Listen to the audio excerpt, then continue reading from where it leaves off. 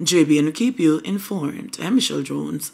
Before we get into the news, please remember to like, subscribe, leave a comment, and to share the news with someone today. Now on to the news.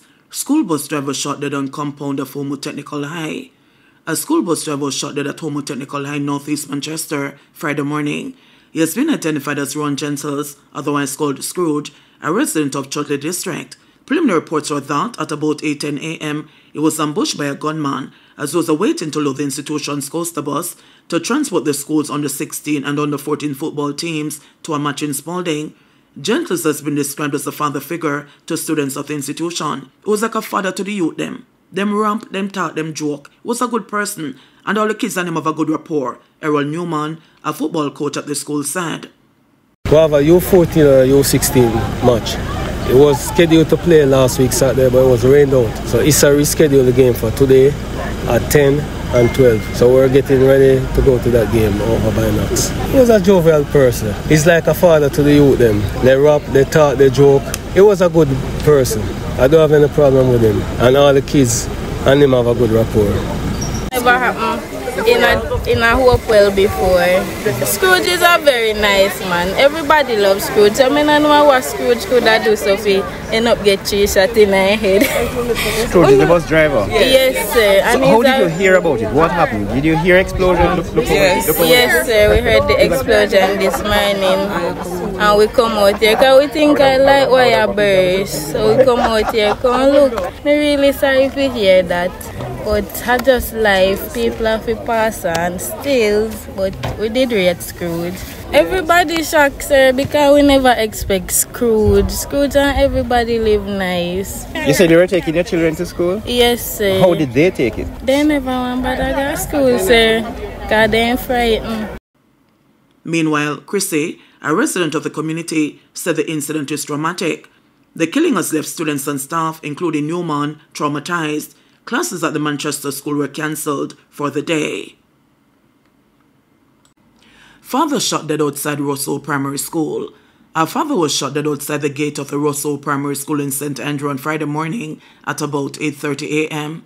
He has been identified as Deshaun Newry, a 36-year-old resident of a Barbican Road address. Newry dropped off his 2 children at school and was returning to his car when a lone gunman opened fire on him. He was taken to hospital where he was pronounced dead. Before 10 a.m., parents were alerted in WhatsApp groups to pick up their children as school would be closed for the day. This is the second incident of this nature at the institution since the start of the school year. A parent was shot dead on the school compound in October. Security forces closely monitoring Arnett Gardens following fatal shooting.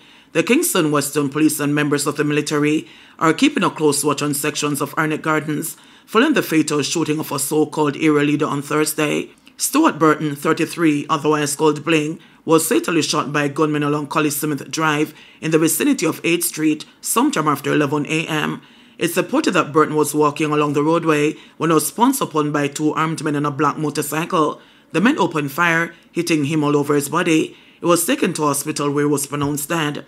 The incident was confirmed by Senior Superintendent Michael Phipps, head of the Kingston Western Police. He said Burton was linked to a gang in Top Jungle, had been on the Kingston Western Police's most wanted list. According to a source, the shooting occurred in view of a group of children who were engaged in a tree planting project along Collie Smith Drive. The children have reportedly been left traumatized by the incident. Police find a loaded gun in Dunkirk open lot. The Kingston East Police say they found a gun in an open lot in McIntyre Villa, also known as Dunkirk, on Wednesday. Reports are that the Strom Ruger farm was pulled from a hollow block, sitting on an open lot during a 9:30 a.m. police operation. The gun had a magazine affixed containing 5 9mm cartridges.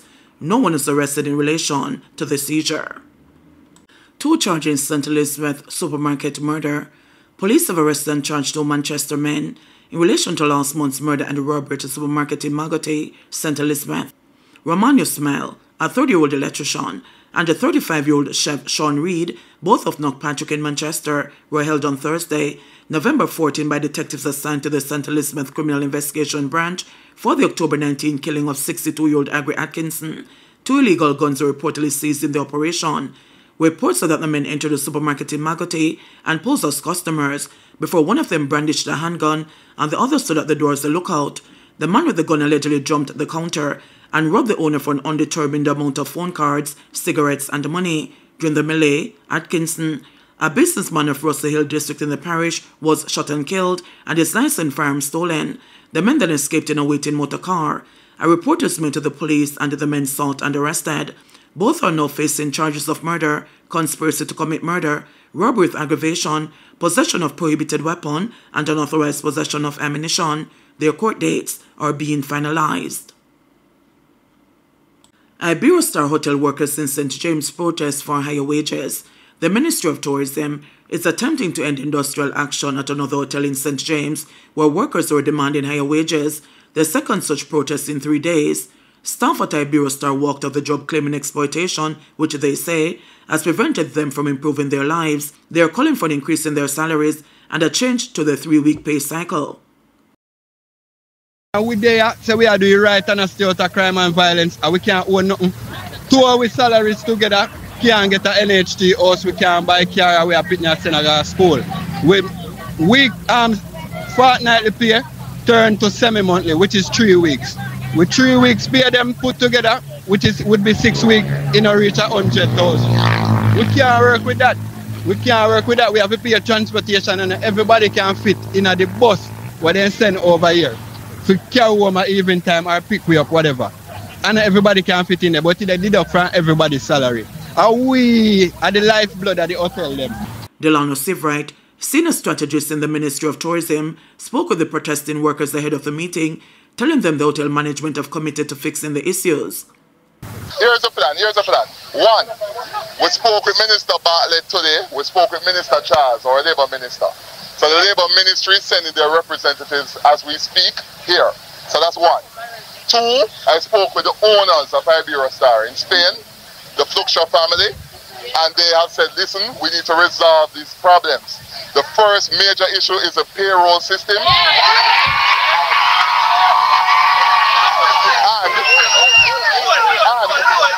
They have confirmed that the payroll system must be fixed as quickly as possible. So I can confirm with you that they will be fixing the payroll system once and for all. So that's your first major problem. The second set of issues I'm told include salaries. I'm told adjustments are coming for that. The Ministry of Labour going to give oversight to ensure your rights are protected, and then we'll follow up on a weekly basis with us. So you're going to see me more often down here with you. Meanwhile, President of the University and Allied Workers Union, Lambert Brown, believes the spate of strike action by hotel workers is a clear sign that the government must review the issuing of fixed-term contracts. Clearly, the relationship and the terms and conditions of work in the hotel sector is creating major problem. It's abusive in many ways and the workers are protesting. So now we have the Iberostar workers out on strike. I guess there's no union there as well. It's time to fix this so-called contract work and short-term, fixed-term contract, which is denying the workers justice and their rights to representation and benefits. Kingston taxi operator faces multiple charges for a stolen vehicle. 31-year-old Jermaine Knight, taxi operator of Long Lane, Kingston, has been charged with larceny of motor vehicle, receiving stolen property, obtaining money by false pretense, and possession of revenue paper before such paper has been duly stamped, signed and issued for use, following an incident in Portmore, St. Catherine on Monday, June 24.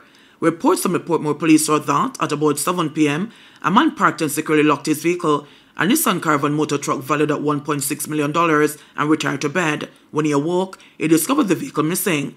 Knight reportedly later made modifications to the vehicle and visited the tax administration office where he registered the vehicle in his name. He reportedly later sold the vehicle to a man for $1.2 million. A report was made to the police and the Knight was later arrested and was subsequently charged following an interview in the presence of his attorney. His court date is being finalized.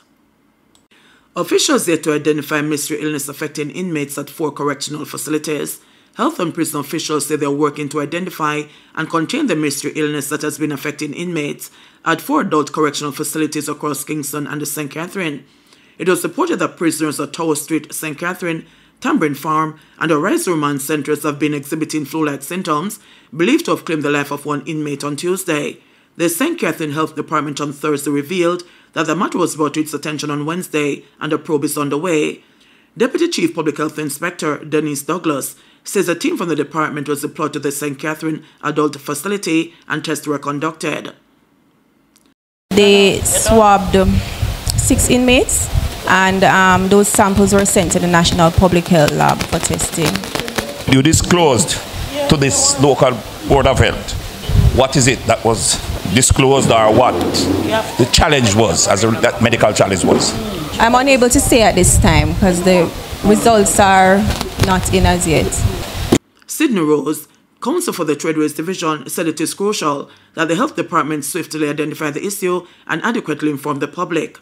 It is on a bit of caution that I would have preferred for you to assist us, that more information could be fed to the public and also to cause the staff to understand if it is something contagious, because they have relatives and friends who they might mix or mingle with on the outside of that institution. So I think the necessary precaution ought to be taken to prevent an outbreak where possible. They were speaking at the monthly meeting of the St. Catherine Municipal Corporation on Thursday. JBN will keep you informed. Please remember to subscribe, like, share, leave us a comment, and click the notification bell to receive our daily news items.